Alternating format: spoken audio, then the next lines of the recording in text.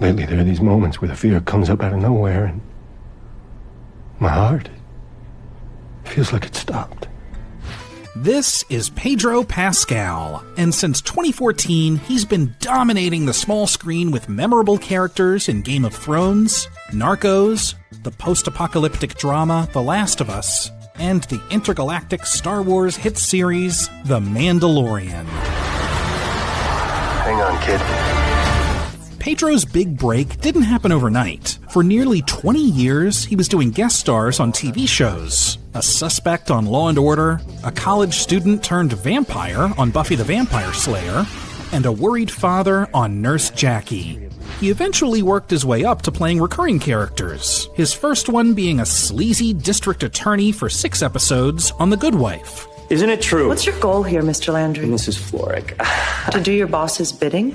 Then, of course, came the ultimate recurring character, Prince Oberyn Martell in the 4th season of Game of Thrones. With his confident swagger and a seething hatred for the Lannisters, he absolutely stole every single scene he was in.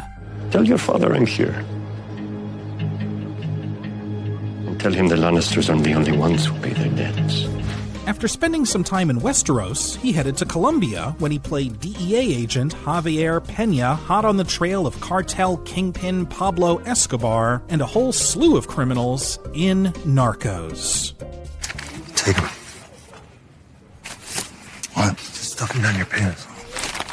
Sometimes you gotta do bad things to catch bad people.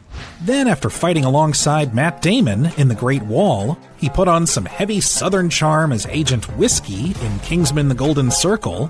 Looks like we're hooking up with a chick at a rock concert. My favorite kind of mission.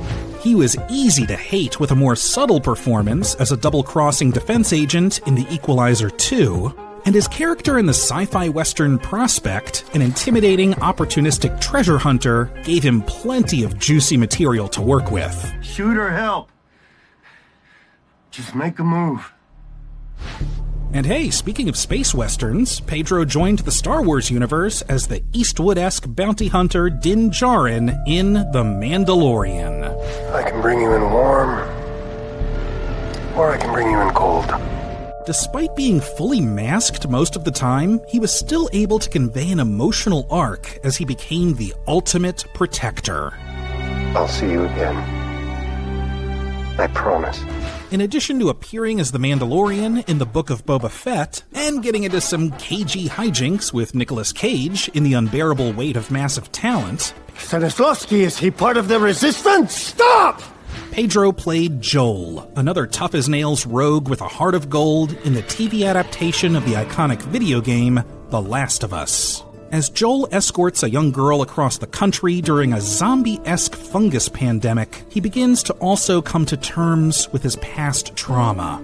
You have no idea what loss is. After working for so many years and honing his craft, Pedro Pascal knows the way to captivate an audience. This is the way. It's safe to say that after becoming a crucial part of several major franchises, that we haven't seen the last of him by far.